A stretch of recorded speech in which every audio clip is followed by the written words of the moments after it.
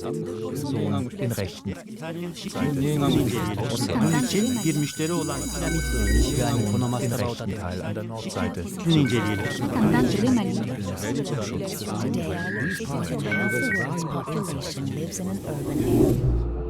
Moving forward.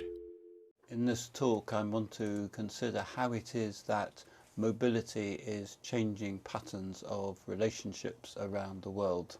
And there are many features of new systems that are becoming extensive, important, affecting people's lives. There's the extensive growth of car-based travel, and it's thought that there are getting on for 1 billion cars and trucks around the world, and some people calculate that this will go up within some decades to 2 billion. There is indeed a book with that title, 2 billion cars. At the same time, there has been an extensive growth of air travel, so that there are getting on for 1 billion legal air arrivals each year. And overall, travel and tourism is the world's largest industry, and involves not only the travel, but also the building of hotel rooms and of conference centres, apartments, and so on.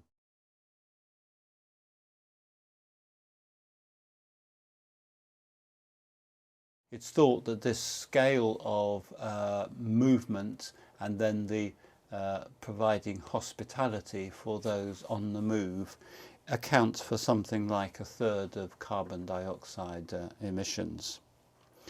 This comes about not just because more people want to go on holiday, but because of the ways in which people's important others in their lives are spread out, distributed spatially. So as societies are more spread out, people's friends, their family members, their colleagues, their business associates and so on are also spread out. People are less likely to bump into their friends, their family, and so on. And so what this produces are more visits, more scheduling of visits, more places to meet up when those visits take place. So there's a kind of dispersion of people, activities, groups, networks, and meetings. This thus means further that when people, if we think of people having a social network, their members of this social network are spread out, and meeting up with those members of one's network is something that requires work. To network is to work. It's a kind of accomplishment. So this pattern of extensive travel results from the ways in which people's significant others are more widely distributed. And they are distributed in terms of one's friendship, one's family members, one's colleagues, one's business associates, and so on. So they are more distributed. And so in order to have those relationships with one's family, one's friends, one's business associates, one's profession, and so on, that requires more meeting, and it requires more travel to undertake and to facilitate those meetings. So if we think of people having a social network, the social network that each person has is both distinct to them, but also geographically widely distributed.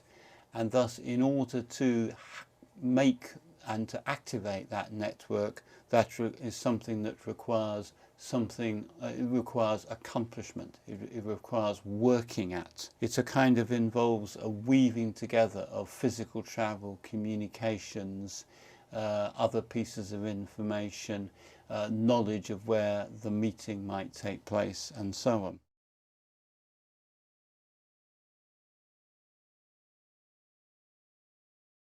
So as people meet face to face, and they still do seem to meet face to face on an astonishing scale, this involves often longer distance travel, more planning, more coordination, and so on. And this results in passing, we might say, in not only food miles, with which we have become relatively familiar, the idea of food miles, but also of what we can call friendship miles, family miles, and colleague miles. So in order to participate as a member of a social network requires achieving these miles. And so the sort of commitments we have to each other, to our friends or family, are thus crucial to people's social networks, but also then crucial to the kinds of travel and communications that they engage in. So they need to reform, and I sometimes use the phrase network activation. And in general, it also seems, research suggests that the greater the distance between people, then if other things are equal, the more time people would then spend with each other, the longer the meetings will last, and so on. So there are very extensive social networks. These are extended, and what this does is to account for the development of many and diverse forms of physical travel in the contemporary world. We're familiar, for example, with business and professional travel, and indeed much of the advertising of train companies or airlines tends to focus upon that particular kind of travel. But there are many other forms, and I'm going to just mention a few of those.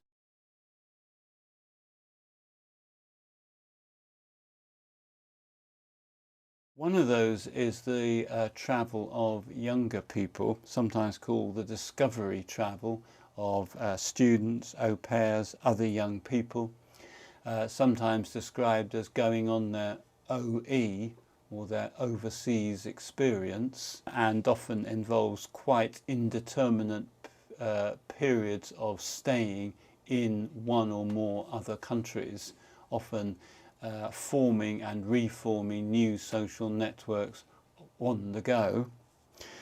There is also significant amounts of medical travel, and it's actually interesting that a lot of the early history of what we call tourism was actually a kind of medical tourism, visiting spa towns across Europe. There's also a significant amount of religious travel, pilgrimage, and in fact some of the very largest forms of collective mass movement are not to Olympic Games or secular festivals of that sort, but to religious festivals and to places of religious worship, and travelling to to Mecca is the most obvious example of that. Also, we might note the extensive forms of post-employment travel of people who are retired or semi-retired, who often, of course, not only travel but also acquire property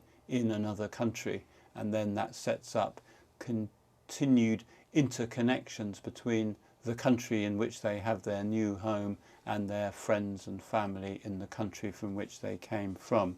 And that has been, up to relatively recently, a major form of newish kind of travel, particularly from Northern Europe to Southern Europe, and was part of the huge property boom in Greece and Spain. There's also what we might describe as kind of trailing travel, where certain people travel and others trail after them. I mean, I suppose classically the male diplomat with the trailing travel of his female spouse, who then has to provide appropriate services and entertainment and hospitality to the people in the place that the person is the ambassador, and so on. There's also a lot of travel within a diaspora. So, for example, the Chinese diaspora, Chinese people living out of China, which is said to be estimated at between 25 to 45 million people, a huge society, and in which there are very extensive forms of travel within that diaspora. And of course that also produces many China towns, and which in turn generates various kinds of tourist travel and so on. Visiting friends and relatives is what is thought to be the fastest growing category of travel in the contemporary world. So not simple tourist travel, not business travel, but visiting friends and visiting family. And then we should also note that there is a lot of travel which is enforced in various kinds of ways. There's asylum seeking, there's refugee travel, there's the travel of people who are slaves, and it's calculated by one writer that there are more slaves in the contemporary world than there were at the height of the European slave trade at the early years of the 19th century.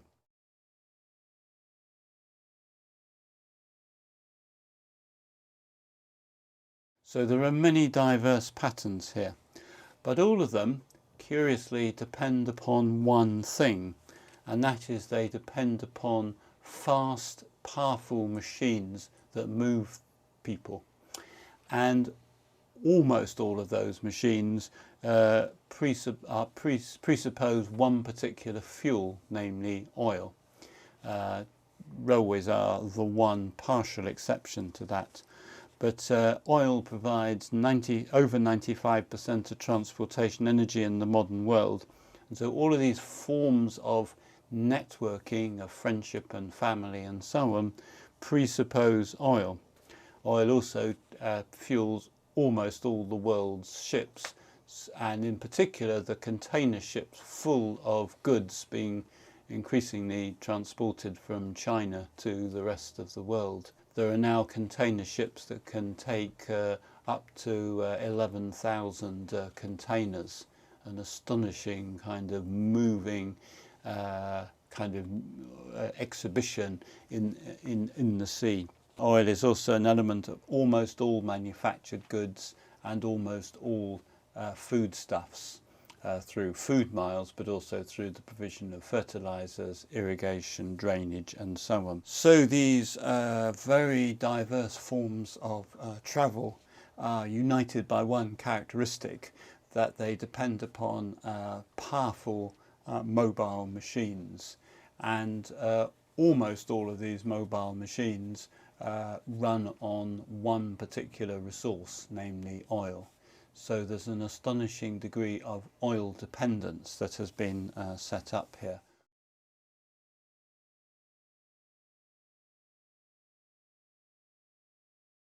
And oil is also extraordinarily important at moments of crisis, when there's backup, when it provides backup power, when, for example, nuclear power stations break down and so on. But to be so dependent upon oil is a fantastic problem because of what is often described as the problem of oil descent. The United States, which initiated many of the oil-based patterns of mobility, actually peaked in its oil supply in 1970. It now imports 75% of its oil. China's oil supplies have just peaked. The global peaking of oil per person throughout the world occurred in 1999. And so many commentators are now suggesting that we have peaked globally in terms of oil supply and are running out. So the chief economist of HSBC Bank says there could be as little as 49 years of oil left. The CEO of Royal Dutch Shell, my view is, he says, that easy oil has probably passed its peak. And the chief economist of the International Energy Authority, Fatih Birol, an interesting and significant commentator, says that crude oil production probably peaked in around 2006. It's thought that there are probably 2 trillion barrels of conventional oil, and about half of that supply has now been used up. I think one of the most striking things is to think about the relationship between supply and use, so that it seems that for every 4 barrels of oil now consumed, only 1 new one is discovered, and some commentators consider that ratio will soon go to 10 used to only 1 being discovered. And indeed, what is really interesting, when were the largest oil fields discovered? Over 50 years ago, during the 1960s. Where, we might ask, will this leave mobile lives in the future? Nordseite sowie den Außenbereich den rechten.